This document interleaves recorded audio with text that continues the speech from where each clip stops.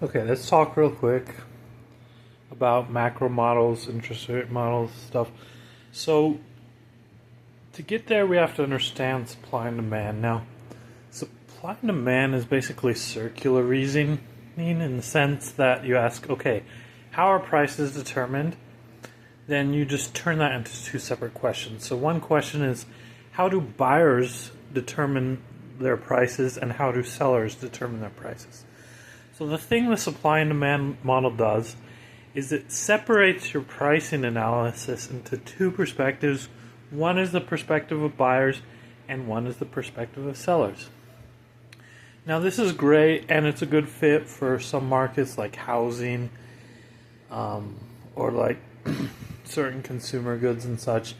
Mostly when there are lots of different buyers and sellers, so that new people can enter the market, or people can choose not, both on the buying side and the selling side. That's when supply and demand is most useful. Now, where it's not so useful is when buyers and sellers are looking at the same factors to make their decisions. And in particular, this is true of financial assets.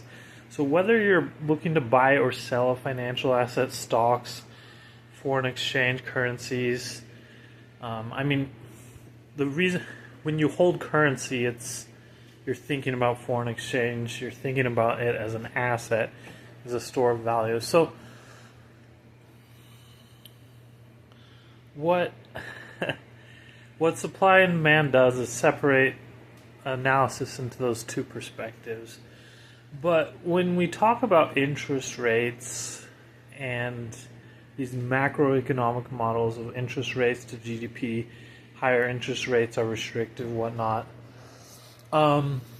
Basically, what you're trying to figure out is the supply and demand for money. But money is a financial asset, so money is one of those things that buyers and sellers aren't really thinking about money that differently. You earn money to spend it on something else. Most people aren't actually thinking of money as an investment vehicle, so most people are just buying and selling. So you're looking at specifically the people who are saving it. That's what gives it a certain valuation or market cap. For money, it would be, well, depending on what you count.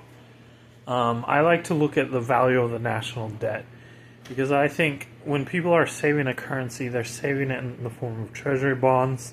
The vast majority of savings in a currency are going to be in bonds and national debt of whatever country that issues it. In the case of euro, people are going to buy bonds of different member states or different things like that. But anyway,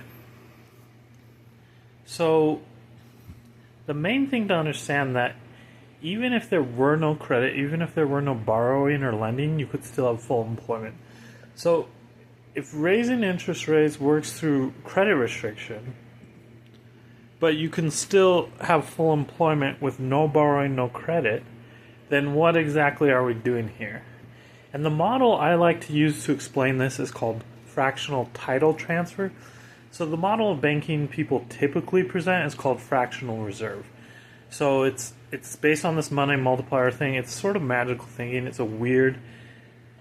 an outdated way of thinking about money. Fractional title transfer is basically any asset you own with value, you could transfer shares of that to make payments. So if I own a house, I could say I'll pay you 1/10,000th of this house to fill my car with gasoline. So now you own 10,000th of the house. But really the banking system, you borrow and lend money using assets as collateral. So debt is just an alternative way to transfer partial ownership of assets. So that's why my model of banking is called fractional title transfer, because you're transferring pieces of assets. So the interest rate isn't really what determines the value of money. It's when you appraise these assets, both relative to each other and how much total wealth you consider there to be in the world. So you can think of borrowing and lending in real terms as people assigning ownership of assets in little pieces to each other in order to settle payments.